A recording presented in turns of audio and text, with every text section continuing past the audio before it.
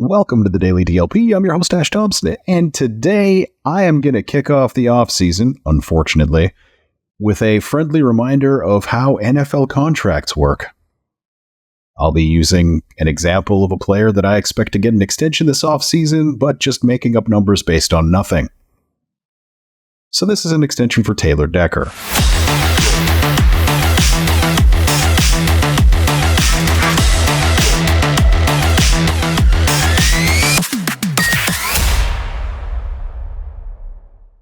Now, I'm going to start by taking a look at what's left of Taylor Decker's contract. Decker has 1 year left and a void year. That's what's left on his contract. He has a base salary next year, if they do not do an extension, of $12.95 million to go with a roster and workout bonus, and the total of those two is just under $1 million. His cap hit for the year is $19.1 million.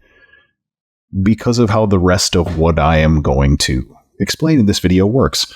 But it's important to remember that for Decker, the year 2024 only pays him about $13 million in cash. The rest of that cap hit is just accounting tricks, the other $6 million or so. Another thing to remember is that most of this just goes away as details the second he signs an extension. Most of it, but not all of it. These are the parts of his deal that can't be changed. Signing bonus money, when the contract is signed, the player gets paid. But the salary cap hit for that money is split evenly among all the years of the contract up to a maximum of 5. If they sign a 7-year deal, it's just split over the first 5 years. In the second year of Decker's previous contract with the team, the Lions converted part of his salary from that season into a signing bonus and then added a void year to defer it over more years, which is a thing I'm going to get to. But for the moment, know that the $5.4 million cap hit for those bonuses in 2024 isn't equal to the cap hit of $3.9 million in 2025 because it was in that second year that they did that conversion.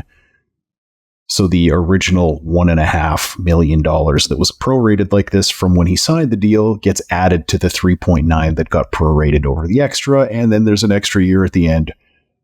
So that second year is 3.9. Clear as mud, I'm sure. The rest of the contract just goes away the second the player signs an extension. But these numbers get added to the cap hits built into the new deal. So here are the details you'd read in Adam Schefter's tweet about this extension.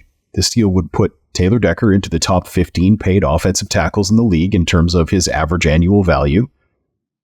But what really matters is cap hits per season. This is a 2-year extension, which means it's a 3-year contract with a total value of $52.5 million. With $42 million guaranteed and a $32 million signing bonus.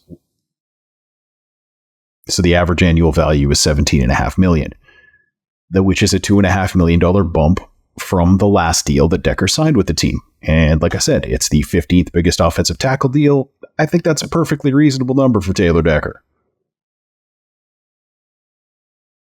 The example I'm going to use here is a 3-year contract with a void year, and what that means is that it's actually a 4-year contract, but the language written into the contract means that the contract voids itself at the beginning of that 4th year. All this does mechanically is spread that $32 million signing bonus over 4 years rather than 3, so that is an $8 million per year cap charge. In 2024, that 8 gets added to the 5.4 that carried over from the old contract. So the total from signing bonuses in year 1 of this new deal, as far as the cap hit charge goes, is $13.4 million. In 2025, the second year of the deal, that $8 million, again, you take the 32 and divide it by 8, or divide it by 4, and you get 8. That gets added to the 3.9 that was already left over from the last contract in 2025. So the total hit for that year from signing bonuses is $11.9 million. In 2026 and 2027, the portion of the salary cap hit coming from signing bonuses is just from this new contract. So it's just $8 million. But $42 million was guaranteed, which leaves $10 million more in guaranteed money. So in 2024, his entire season salary of $6 million will be guaranteed. He's willing to take a low salary in that season because the Lions just handed him a check for $32 million, which he can use to buy his dog a plane and pay for a pilot on that plane to move his dog around the country as he sees fit. That is the thing rich people do. The remaining $4 million in guaranteed salary hits in 2025. Basically, $4 million of his 2025 salary is guaranteed when this contract is signed. And this seems like a good time to look at dead cap, since we have all of it accounted for and there's not a bunch of other stuff on the screen. I'm just going to hit this here. Like, in this deal, Decker is not being cut in the first 2 years of the deal, but it's not just because of that guaranteed salary that I just talked about. The second column from the right shows the salary cap hit for the player in that season, including all of the things we've talked about so far. On the far right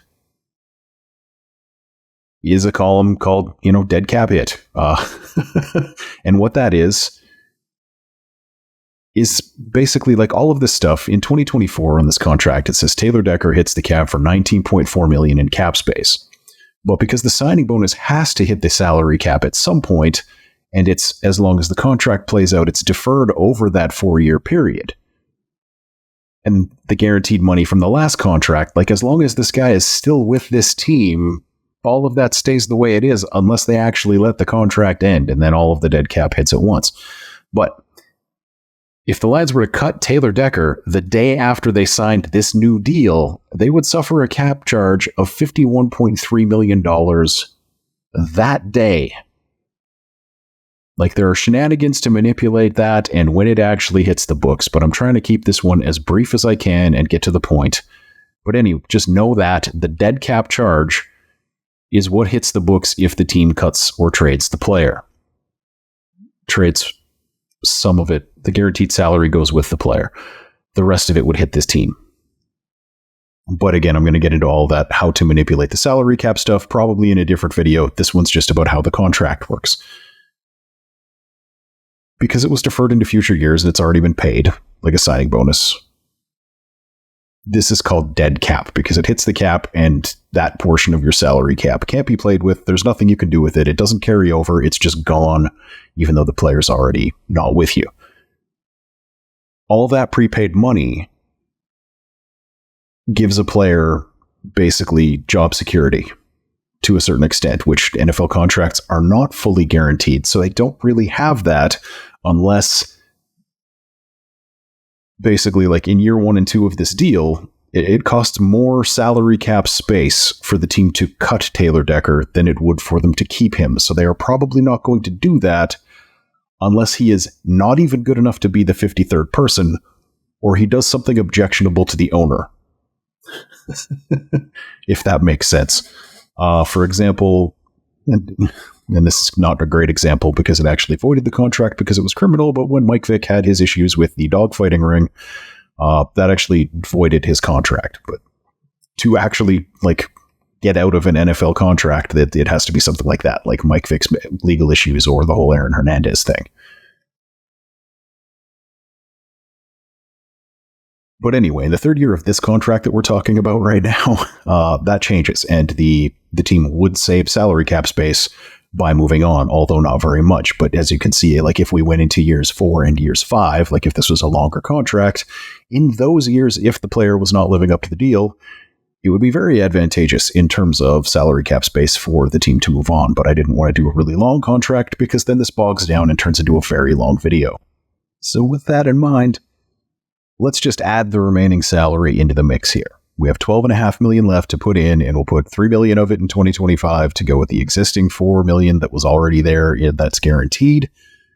Because this new salary isn't guaranteed, it doesn't affect dead cap in any way, but it does push that 2025 salary cap hit up to $18.9 million, which leaves us with another $9.5 that goes into the 2026 as base salary. It combines with the $8 million prorated bonus money charge for that season to create a salary cap charge for the year of $17.5. And this is the only season where the salary cap charge actually matches the average annual value of the contract. That's actually extremely rare and almost never happens. So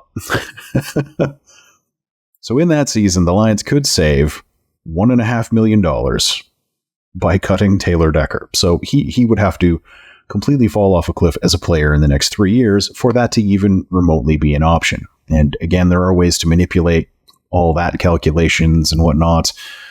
But this is just kind of how contracts work 101, so I'm not going to do a whole bunch of details about how to manipulate the salary cap, but I will get to that in later videos this offseason. We have a little bit of time. And there would be a salary listed in the contract under 2027, but because the contract voids before that year begins, I'm not even going to bother putting it here. The only charge on the salary cap for that year from this contract is the $8 million of signing bonus that hasn't hit the cap yet before that year, before 2027. Those yearly hits of prorated bonus money and guaranteed base salary are what makes up the dead cap. Again, so if a team cuts the player partway through their contract, they take a giant hit immediately, but future years no longer have any of those dead cap charges that are listed on this chart. Before June 1st, the entire dead cap hits the cap that season. After June 1st, it's divided, and a portion of it goes on this year's, and then the rest of what's left goes on the next season's. That's why if you look at the salary cap chart for the Lions in 2024, Isaiah Buggs shows up, even though he's going to be playing in the Super Bowl for the Chiefs next week. They released him after June 1st, so a portion of the prorated bonus money from his multi-year contract hit this year, and the rest of it hits next year. Void years are why a player like Romeo Okwara or Charles Harris, and there's a few other guys like this, have salary cap charges in 2024 with the Lions, despite the fact that they're free agents in about a month and a half. Definitely going to do another video going over all that. This is not the how to manipulate the cap video. Salary cap's not real. Teams can do whatever they want. They just have to be clever enough, and the players have to go along with the team's plans. But what I am going to do is I'm going to go over how roster bonuses and workout bonuses count against the cap, because that is part of the player's contract, and they're not extra money. They're not really extra money. Did you know the players only actually get paid during the season?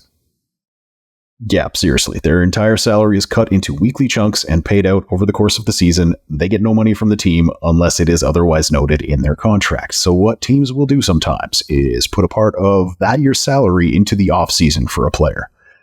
If there are no strings attached, the player just has to still be under contract. That's called a roster bonus. Another type is called a workout bonus. So, if some of the off-season workouts are technically optional for players. If the team really wants a player to show up for them, they will often tie these off-season bonuses to the player showing up for off-season workouts.